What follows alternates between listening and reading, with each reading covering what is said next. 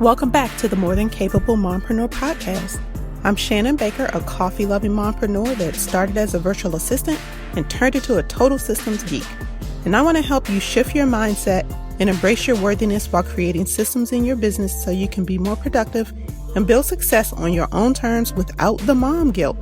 Are you loving that? Well, I hope you're ready for real conversations that will help you beat the perfectionist inside, rediscover your strengths, and up-level your self-love in the mom cracks of time so you can stop letting fear hold you back because you are enough and you do enough. We are more than capable mompreneurs. So grab your cup of coffee, some sparkling water, or pour a glass of your favorite wine and let's dive in. So I am still celebrating my podcast anniversary. But after looking over my stats for the podcast for the past year, I took note of some of the more popular episodes. And then I decided to do a 3-episode series recasting some of them to help you organize your home-based business so you can be more productive. So let me tell you why I chose this topic. Well, organizing our home life and work is hard, right? And on top of that, if you don't have an organized system for your files, especially a digital one, you're losing time looking for documents that you need to get things done. If you don't have a filing system or even a digital archiving system in place, now is the time for you to build one. Hence, this series. Disorganized files is one of many time stealers that you can actually control. So this recast is going to help you fix that. So grab a pen and a piece of paper and get ready to take some notes. If you follow the 3 steps I share in episode number 58, you can stop feeling overwhelmed, will save yourself some time, and you will definitely be more productive. There are 6 sexy systems every mompreneur needs to implement in her business, whether you are just starting out or if you've been in business for a few years. I talked about 3 of them in episode 3. They are the foundation that a successful business is built on. But today I'm going to talk about one system in particular which impacts your productivity and your ability to find what you need to operate your business and respond to requests in a timely manner. That's your file management system. The existence or lack of that system impacts your bottom line. Think about this. If you are still dependent on paper files, you probably have piles of paper all over your house, or they're concentrated in the area where you work the most. Then again, you may have gone digital and you have a ton of documents on your hard drive or simply on your desktop. Are they sorted? Probably not. Or do they hide what should be a picture on your desktop and look like a bunch of little collage images? Whether you are one or the other or a mix of both, I need you to go digital because it is much more efficient. Here are 3 specific benefits that you can experience by creating a digital filing system. 1, it will save you time and improve your customer service. Paper documents end up in piles and you end up searching through the random piles when you need to find something, which is frustrating on so many levels. How much time do you waste searching through them for one piece of paper? Those minutes add up. Personally, piles of paper drive me absolutely crazy, which is why I went digital years ago. I mean, after all, we run online businesses, so our files need to match. Not to mention it's way more efficient. Here's an example. How many times has a customer called you and asked for a file that's sitting on your unorganized desktop? So you can't send it until you get home. That is, if you remember to send it when you get home. But if your files were organized in a digital filing system, you would be able to send documents while on the go from your smartphone or tablet. And if you have a sound filing structure, you can easily locate what you're looking for and email it directly to them or just send them a link to the document. Benefit number 2, it will save you money by going digital. You won't have to buy as much paper or printer ink, which lowers your expenses. That is a savings of at least $250 a year. Now, what else can you spend that money on to help you take care of your family, enjoy life, or grow your business? I can think of a few things that I would do with that money, like buy coffee, of course, but just think about the investment that you can make in your business, like putting that towards a 1-hour coaching call that you need to help you overcome that hurdle that's keeping you from growing your business. And benefit number 3, it eliminates the paper piles, thereby reducing mom guilt. I talked about overcoming messy house mom guilt in episode 15. Well, guess what? Going digital means the paper messes are gone, and that's one less thing for you to feel guilty about.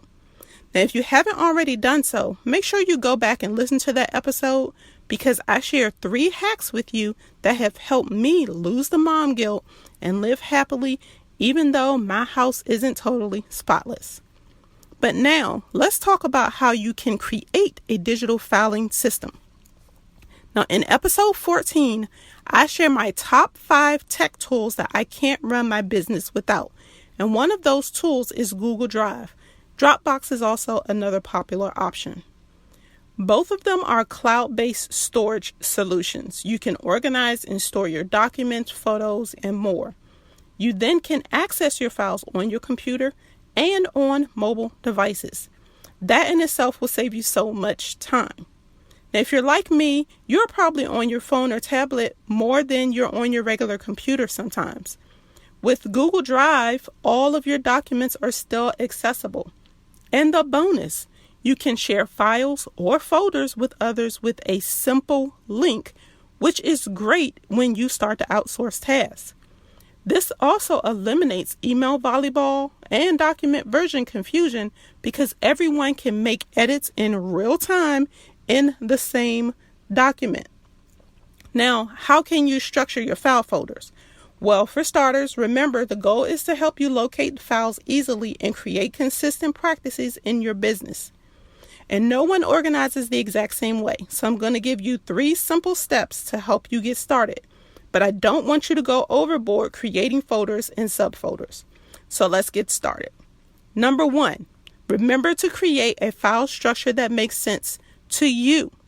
If your folders don't make sense or you can't find your files, you won't stick with your system. But this doesn't have to be hard. Make one folder for any files that you can't figure out where to put them.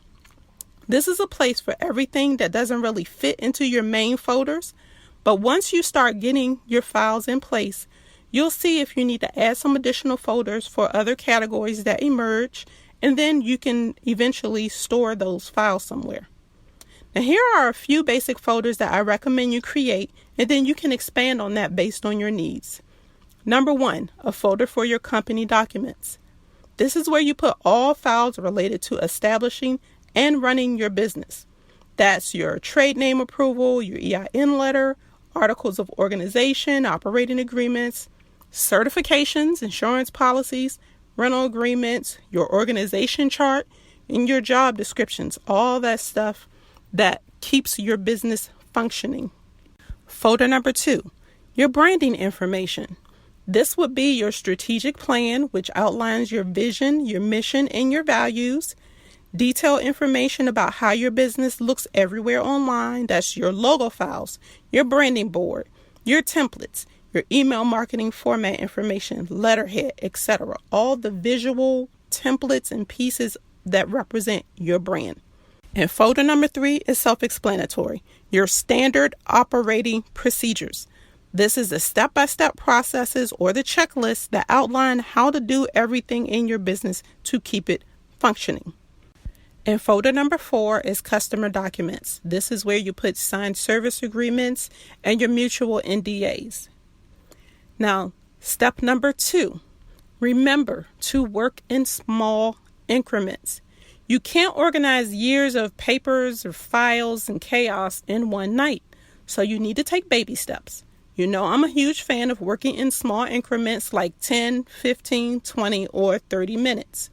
That allows you to gain momentum, see the progress you're making, so it encourages you to keep going and you don't get overwhelmed with the process. So when you schedule time to sort your files, notice I said schedule time, so be sure to put it on your schedule and set your timer when you start sorting. But when the timer goes off, stop and move on to the next task that you have for that day. But do this consistently until all of your files are cleaned up. And as you start to save new files, put them where they belong right away. That way you aren't creating new piles that you will have to clean up later. And that leads me to step number 3. Be sure to stick to your system. If you don't stick to your new system, your digital file cabinet will not stay organized for long. So save new files where they belong as they are created. Otherwise, you will end up with the same mess that you had when you started. And that's it. I've given you what you need to start decluttering your digital chaos and get your files organized online. Now, don't forget, this is a generic structure to help you get started. Make sure you organize your files based on how you operate your business. And even after you get your file management system in place, don't be afraid to change it up if what you've created isn't a perfect fit. The most efficient system will only come about through use and trial and error. And remember, start small and keep it simple. Expand your system as you go. This way, you're organizing in a way that doesn't overwhelm you and you aren't trying to force yourself into something that may not work at all. Otherwise, you'll abandon it. Well, thank you for tuning into this episode. I hope you have a better idea of how you can start organizing your digital files so you can save some time. You can find a link to any episodes that I mentioned in the show notes. Now, if you enjoy listening to this episode or to the show and you haven't left a review yet, please feel free to head over to ratethispodcast.com/morethanenough and do that for me. It is greatly appreciated. And if you have any questions about any of the tips that I shared, please feel free to DM me on Instagram at @the_Shannon Baker. I would love to hear from you. Now, before you go, don't forget to tune in next week for some tips to help you take control of your inbox. And remember, until that time, you are more than enough.